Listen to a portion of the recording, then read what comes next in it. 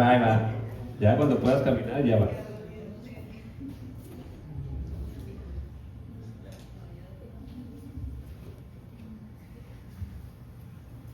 Bueno, ya estamos grabando, estamos en YouTube. Para todos nuestros millones de seguidores.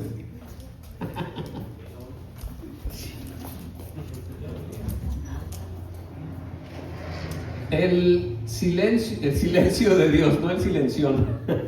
Ay, disculpen. El silencio de Dios.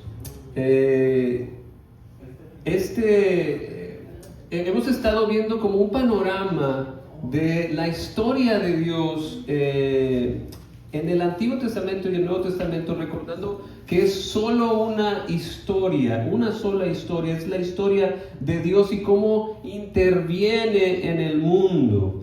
Y pues hemos visto, ¿se acuerdan? No sé, desde el principio del año vimos el Señor en la creación, el Dios de Noé, el Dios de Abraham, el Dios de Isaac, el Dios de Jacob, que también es el Dios de Israel, el Dios de José, de Moisés, de Josué, de Samuel. Y luego vimos que el pueblo de Dios dijo, no, yo quiero ser como los demás. Y pidieron un rey. Y pues a Samuel no le cayó en gracia ese comentario. Y Dios dijo, está bien, no te están rechazando a ti, me están rechazando a mí, pero adviérteles que un rey les va a hacer sufrir. Y no les importó, y Dios les concedió un rey, y entonces empezó el pueblo de Dios, ahora bajo un rey, ¿verdad? Y el primer rey fue Saúl, y luego vino David, y luego vino Salomón, y el reino ya no pudo resistir y se dividió por su pecado, por la idolatría, y se dividió en el reino del norte, que eran 10 de las tribus de Israel, y se quedó el reino del sur, que era Judá y Benjamín. Entonces se dividió el reino.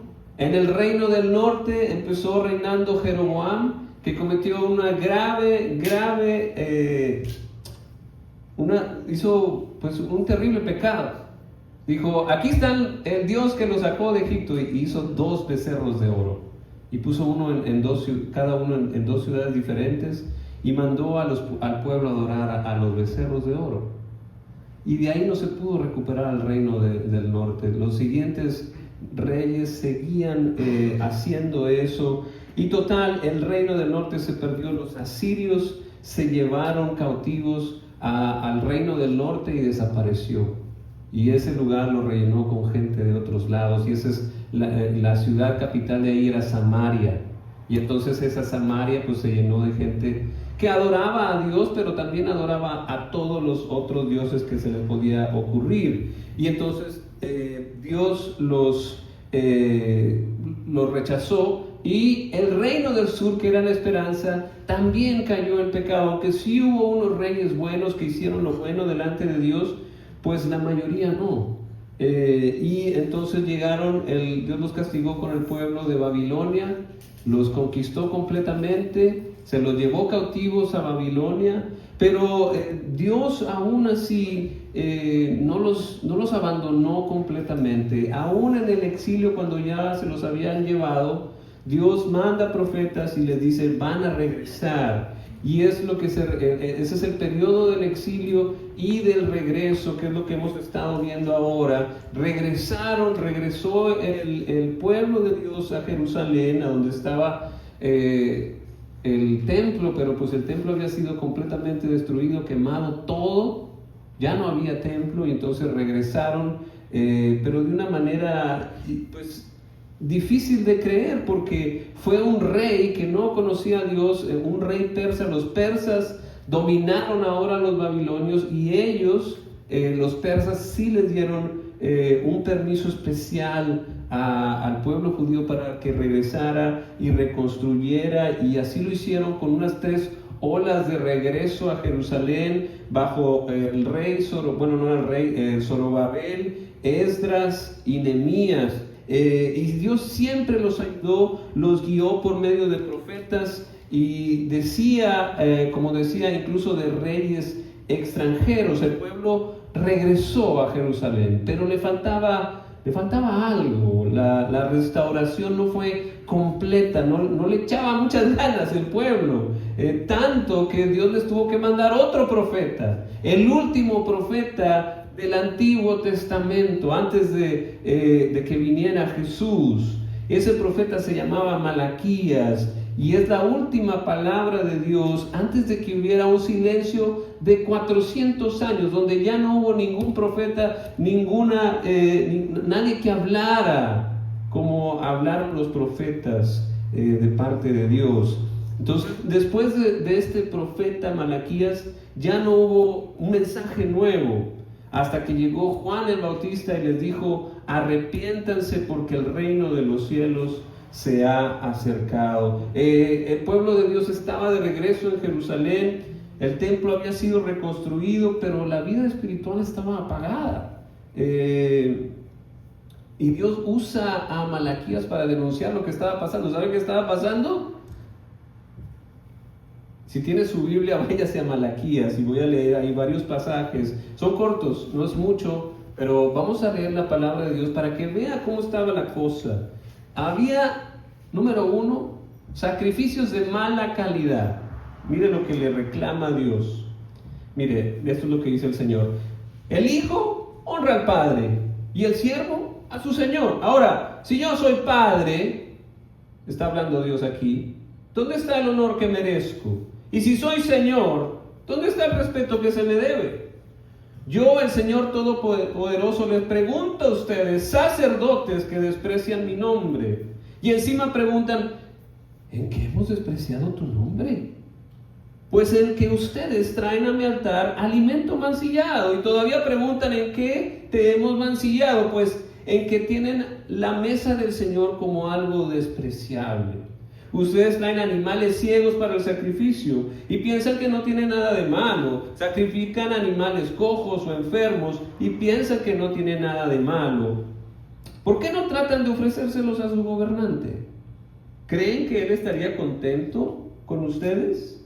¿Se ganarían su favor? Así dice el Señor Todopoderoso. Estaba enojado el Señor. ¿No le podemos traer las obras a Dios?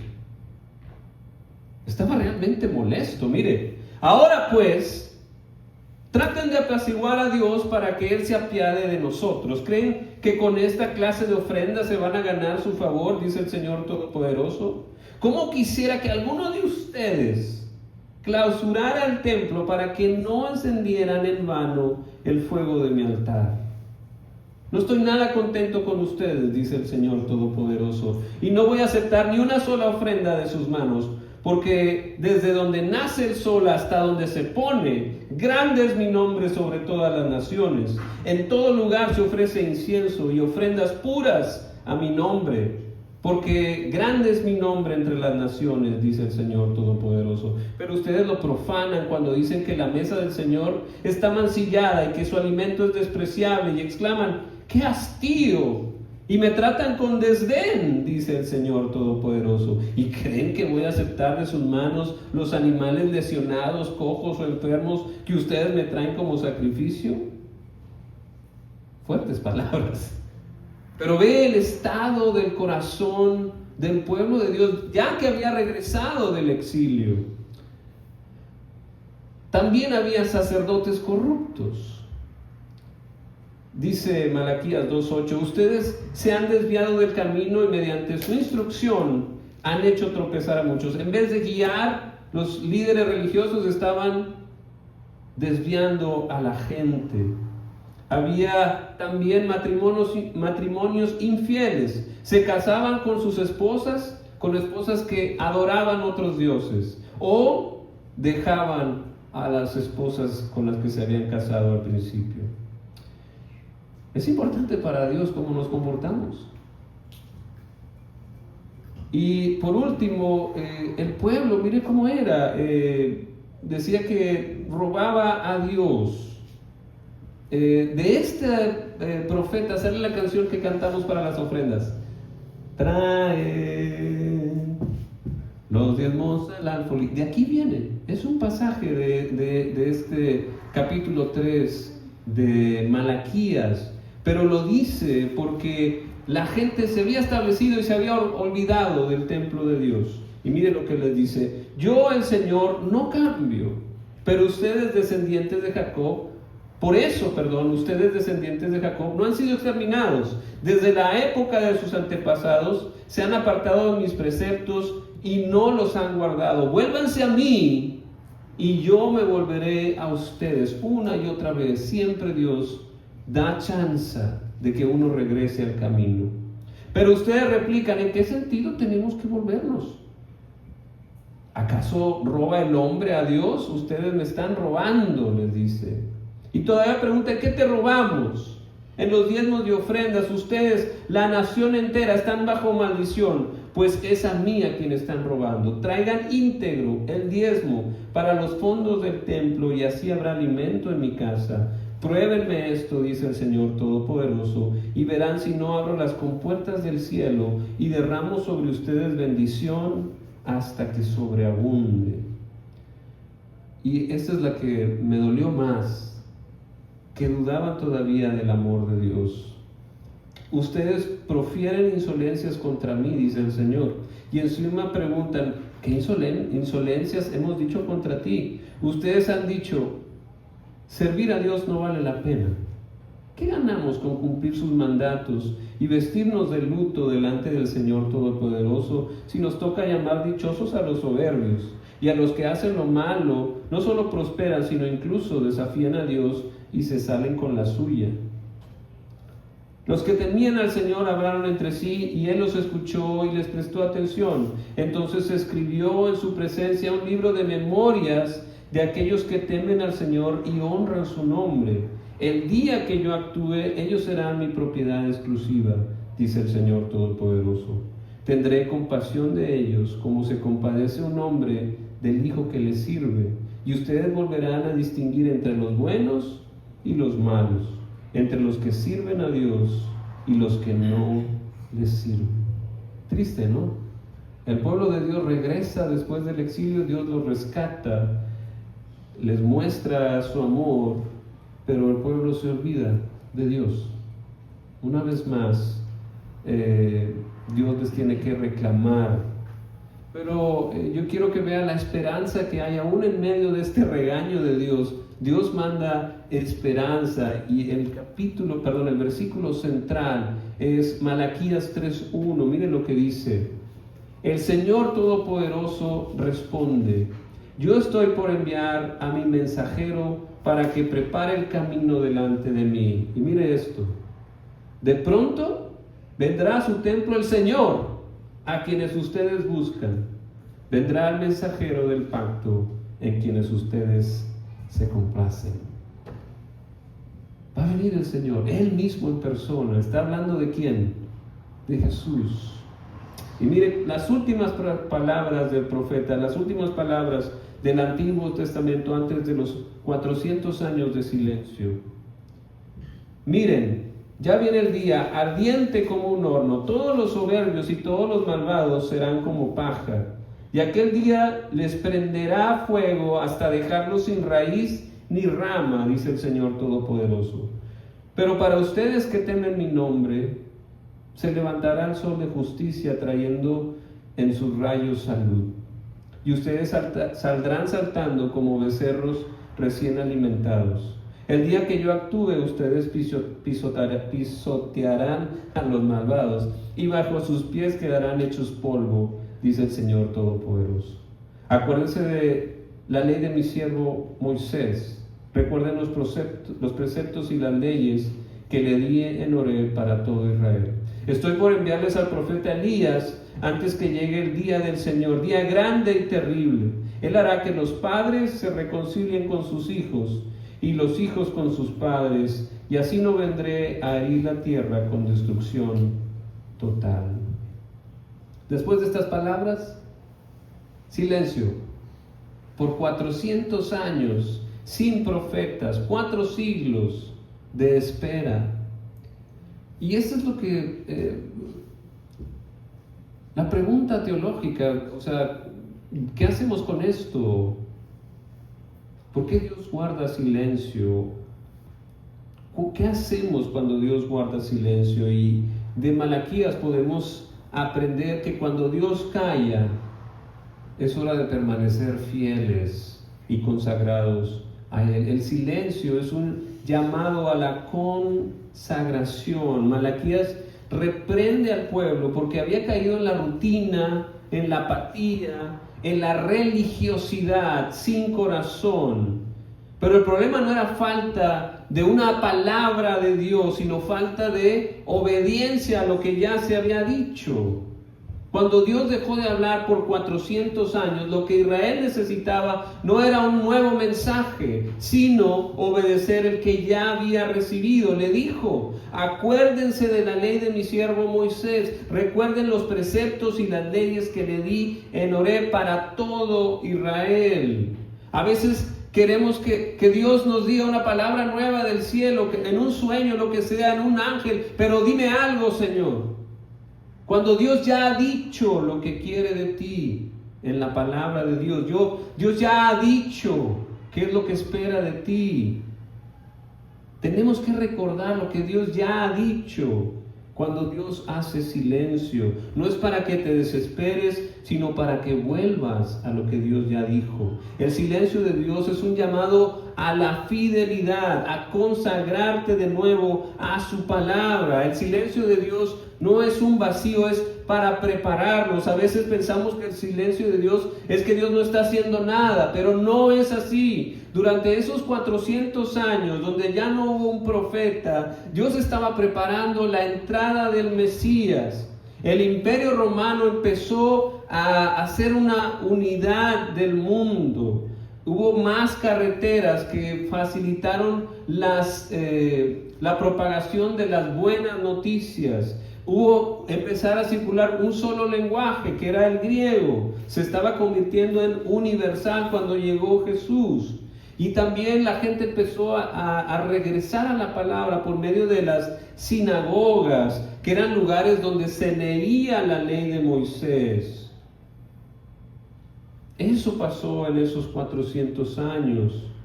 Pablo dice: cuando se cumplió el plazo, Dios envió a su Hijo, nacido de mujer, nacido bajo la ley. Aunque parecía silencio, Dios estaba trabajando, y lo mismo pasa en nuestras vidas. Cuando no escuchamos nada, Él sigue haciendo algo, preparando el escenario. Dios siempre está trabajando. Jesús dijo: mi Padre aún hoy está trabajando y yo también trabajo.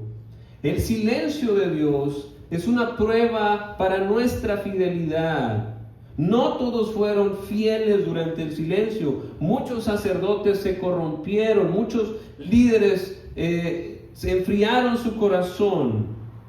Pero cuando Jesús nació, después de esos 400 años, sí encontró gente fiel, sí encontró. María, cuando se le apareció el ángel Gabriel, dijo: que se haga como tú digas. Simeón, justo y devoto, esperaba la consolación de Israel, y la pudieron ver sus ojos, y cantó de alegría cuando vio a Jesús. Ana, una profetisa anciana, no se apartaba del templo, sirviendo de noche y de día con ayunos y oraciones. Sí hubo gente fiel después de estos 400 años. Ellos no dejaron que el silencio de Dios apagara su fe, sino que perseveraron. Y cuando finalmente llegó el Mesías, pudieron reconocerlo y adorarlo. ¿Qué encontraría Dios en nuestra generación mientras esperamos la segunda venida de Cristo? Malaquías termina con una promesa de un mensajero y del Mesías. Esa promesa se cumplió en lo que vamos a celebrar en diciembre, que es la Navidad, que es el nacimiento de Jesús. Ahí se cumple lo que dijo el profeta Malaquías: voy a aparecerme ahí en su templo, en vivo, en carne y hueso. Y ahora estamos esperando la segunda venida de Cristo. Jesús ya vino, pero también ya fue exaltado, murió, resucitó, y en el primer capítulo de Hechos dice que ascendió, ¿verdad? Entonces dice que va a regresar. Mateo 24, 30 y 31 dice: la señal del Hijo del Hombre aparecerá en el cielo, y se angustiarán todas las razas de la tierra. Verán al Hijo del Hombre venir sobre las nubes del cielo con poder y gran gloria, y al sonido de la gran trompeta mandará a sus ángeles, y reunirán de los cuatro vientos a los elegidos de un extremo al otro del cielo. Mientras esperamos, vivimos en un tiempo donde parece que a veces Dios calla, pero Dios siempre está trabajando, trabaja tras bambalinas en secreto. Por eso también tenemos que aprender a escuchar. ¿Cómo habla Dios hoy? Henry Blackaby, el autor de Mi experiencia con Dios, dice que Dios habla de 4 maneras. Número 1, por medio de la Biblia. Número 2, por medio de la oración, por medio de su Espíritu Santo. Y número 3, por medio de las circunstancias, como pasó con el edicto de Ciro. Y número 4, por medio de otra gente, hombres y mujeres, fieles a Dios, que sirven a Dios. Puede también Dios usarlos para hablar con nosotros. Pero estamos en la espera de una consumación total de su reino. El silencio no es exactamente el mismo, porque ahora tenemos al Espíritu Santo.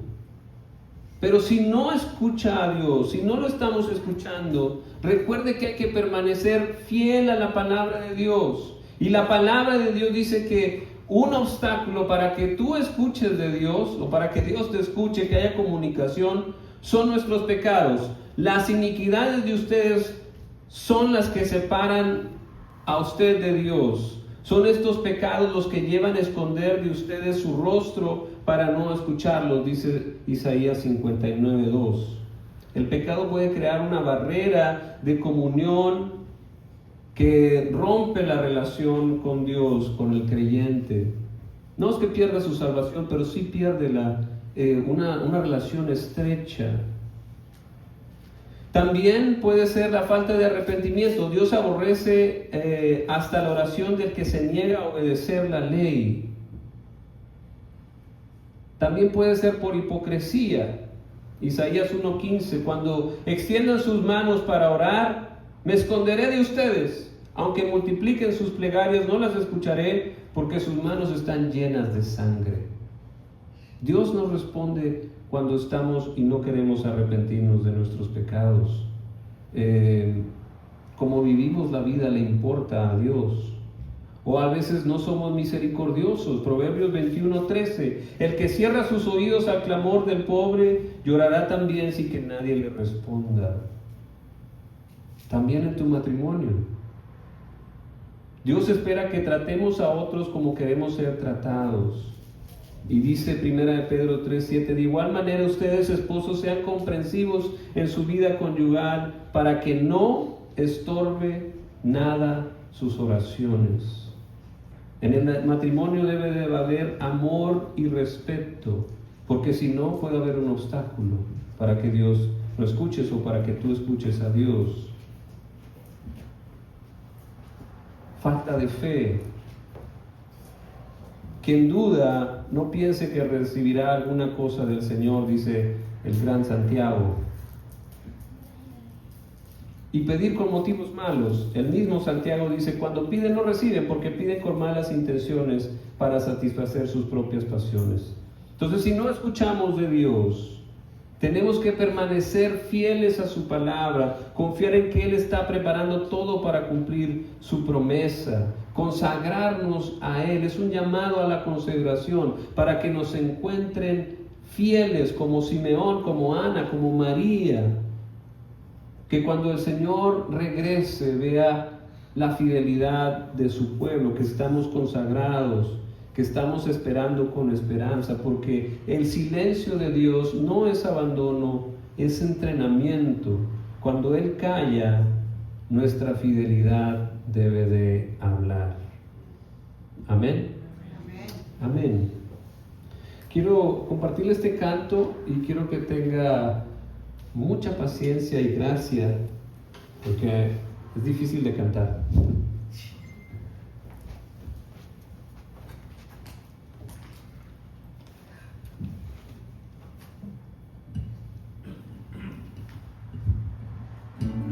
puede tomar este canto como un espacio para responderle a Dios en oración, o puede pasar aquí al frente si va a tomar una decisión importante como seguir a Cristo o bautizarse